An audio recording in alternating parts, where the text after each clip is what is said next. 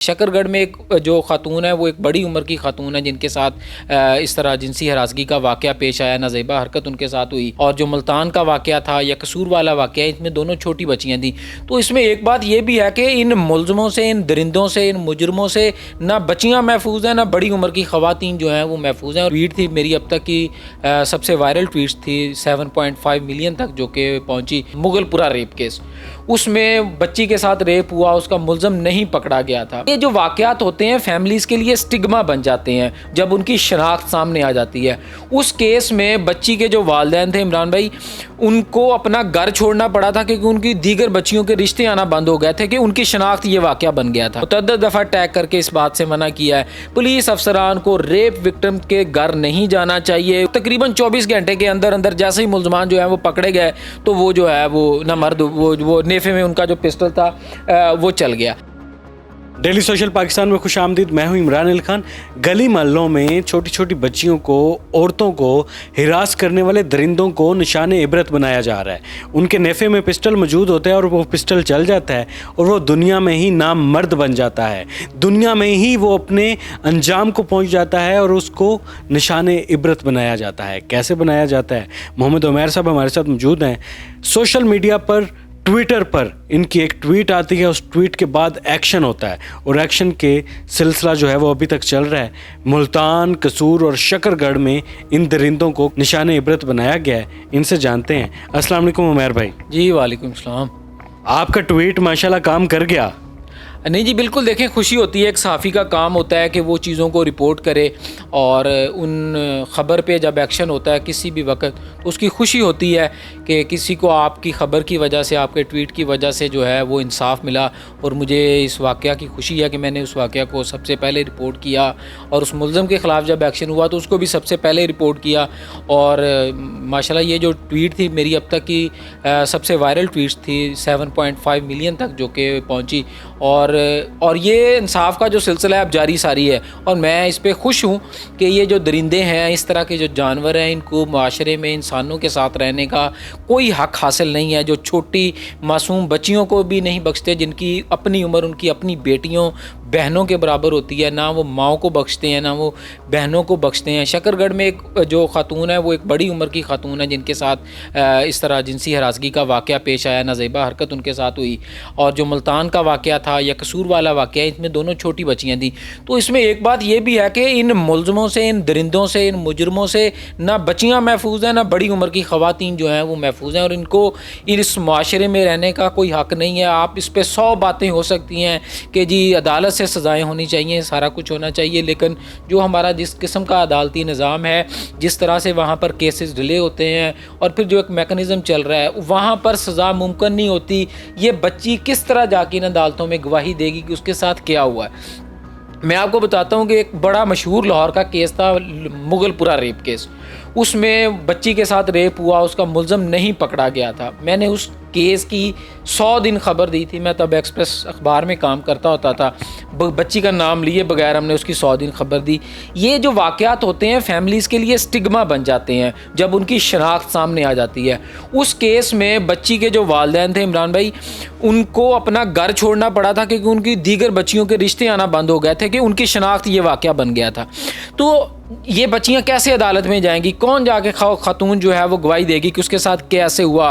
कैसे वो थाने में जाके बयान रिकॉर्ड करवाएगी कि एक तो पहले ही उनके साथ एक बुरा वाक़या पेश आता है और फिर जो हमारा एक थाने का सिस्टम है, कचहरी का सिस्टम है, वो कहाँ कहाँ जाके खातून गवाही देगी? कितने लोगों के साथ अपने आप के साथ वो जो जुर्म हुआ है अपना आप को नंगा करके वो लोगों को बताएगी कि उसके साथ ये जुर्म हुआ है? तो ऐसे जो दरिंदे हैं इनके खिलाफ ऐसा ही एक्शन होना चाहिए, इससे भी सख्त एक्शन जो है वो होना चाहिए, ताकि जो कहते हैं ना हमारे किसानों में वो बात मशहूर होती है कि जब कौवे फसल तबाह करना शुरू करें तो एक कौवे को जो है ना वो आप मार के जब लटका देते हैं तो फिर उस फसल पे दोबारा जो कौवे होते हैं वो नहीं आते। तो बिल्कुल बेहतरीन इनके साथ हो रहा है और यही होना चाहिए। उमैर भाई, ये नेफे में पिस्टल कैसे चल रहा है? देखें, वो जिस तरह वो जुर्म कर रहे हैं, उनके जुर्म को आप जो है ना वो लीगल कोई तरीका तो नहीं है ना उनका भी, वो जो जिस तरह उनके हाथ कोई चीज़ आती है वो करते हैं। जो मुजरमान होते हैं उनके खिलाफ सामने बच्ची आती है, बड़ी खतून आती है, दरमियानी, वो उसकी परवाह नहीं करते। तो इसी तरह जो पुलिस है ना वो भी फिर मुजरमों को मुजरमों के तरीके से ही टैकल कर रही है। और जारी बात है, ये आदि मुजरम होते हैं, एक जगह जुर्म करते हैं, फिर जाके दूसरी जगह करते हैं और तीसरी जगह करते हैं। तो अब इनका हल ही ये है कि जिस वजह से जुर्म करते हैं वो वजह ही जो है ना वो काट दी जाए, वो ख़त्म कर दी जाए, नामर्द बना दिया जाए। नामर्द बना दिया जाए इनको, ताकि जिसकी वजह से ये हरकतें करते हैं जब वो वजह ही नहीं होगी तो फिर ये जुर्म भी नहीं करेंगे और बाकी जो है वो भी इससे डरेंगे कि भाई ये काम नहीं करना, किसी की माँ बहन की इज्जत पे हाथ नहीं डालना, तो ये काम नहीं करना और उससे फिर ये बच के भी रहेंगे। ये कौन लोग होते हैं और ये किस कैफियत के लोग होते हैं? देखें, ये एक मेरा ज़ाती ख्याल ये है कि जो हमारा इंटरनेट का एक्सपोजर है ये बहुत ज़्यादा बढ़ गया। पहले एक वक्त में लोगों को चीज़ों का नहीं पता था, अब मोबाइल पे हर चीज़, हर किस्म की वीडियोज़ हैं। जो सेक्सुअली फ्रस्ट्रेटेड कम्युनिटी हम तकरीबन बन चुके हैं कि हर बंदा जो है वो चीज़ें देख देख के इतना वो फ्रस्ट्रेट हो जाता है कि वो उसको करने की कोशिश करता है और मुआशरे में फिर ये जो है इस तरह के जो जराइम हैं वो बढ़ते हैं। जब वो एक को करता देखते हैं, दूसरे को करता देखते हैं, तो वो फिर ख़ुद भी उसकी जानब माइल होते हैं, क्योंकि सज़ाएँ नहीं होती थी मुआशरे में और कोर्ट्स का सिस्टम है। लोग अपनी इज़्ज़त की वजह से मामलात को रिपोर्ट नहीं करते थे, लेकिन अब क्योंकि CCTV तमाम वाक़यात, ये जो तीनों वाक़यात हैं, कसूर, मुल्तान, शकरगढ़, तीनों की CCTV फुटेजेस सामने आई और तकरीबन 24 घंटे के अंदर अंदर जैसे ही मुलजमान जो है वो पकड़े गए तो वो जो है वो नामर्द, वो नेफे में उनका जो पिस्टल था वो चल गया। तो ये जहनी बीमार लोग हैं जो कि मुसलसल इन वाक़यात को रिपीट कर रहे हैं और इनका हल ही ये है कि जो है वो वजह ही ख़त्म कर दी जाए जिसकी वजह से ये जुर्म होता है, ताकि जुर्म दोबारा हो ही ना। बिल्कुल जी, हम अपने अदारों को भी अप्रिशिएट करते हैं, सल्यूट करते हैं उन अदारों को जो ये वाला काम कर रहे हैं, जिनकी वजह से नेफ़ों में पिस्टल चल रहे हैं। अल्लाह करे ये सिलसिला थम जाए, लोग इबरत हासिल करें इन वाक़यात से और हमारा मुआशरा अच्छी तरफ आ सके। मैं एक चीज़ और कोट करना चाहूँगा, मैंने देखा कि अफसरान फैमिलीज़ को जाकर मिले, उनके चेहरे रिवील कर दिए गए, तो ऐसा नहीं होना चाहिए। नहीं, देखिए ये बात बिल्कुल नहीं होनी चाहिए, मैं इसका सख्त मुखालफ हूँ। रेप विक्टिम की शनाख्त किसी तौर पे सामने नहीं आनी चाहिए। तहरीक इंसाफ के दौर में बड़ा मशहूर केस हुआ था, मोटरवे रेप केस, आज तक उस खतून की शनाख्त सामने नहीं आई, जो कि बहुत अच्छा काम है।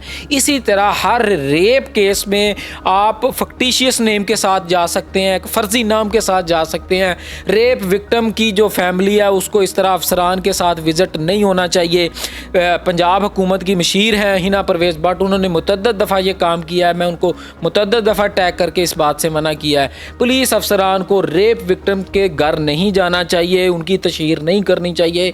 मैंने मुतअद्दिद ऐसे केसेस देखे हैं। मेरी पुलिस अफसरान से भी ये अपील होगी, हुकूमत से अपील होगी कि इस पर सख्त से सख्त जो कदगन है वो लगाना चाहिए कि इनके घर कोई ना जाए, इनकी फैमिली की शनाख्त सामने ना आए।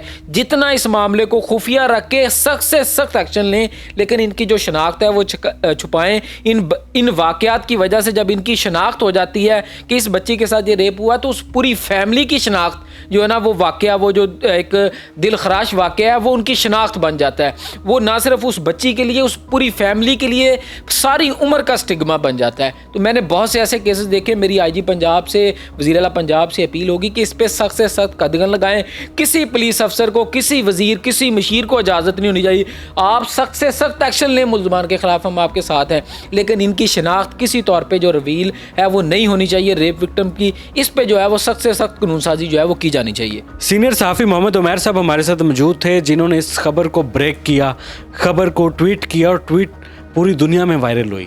अदारों ने एक्शन लिया और भरपूर एक्शन लिया, और जिस तरीके से एक्शन लिया हम उनको भी सल्यूट करते हैं, हम इनको भी सल्यूट करते हैं कि इन्होंने ये खबर ब्रेक की और इस पर एक्शन हुआ और उन दरिंदों को सज़ा मिली, उनको नामर्द बनाया गया और मुआशरे के लिए एक अजीम इबरत का निशान बनाया गया।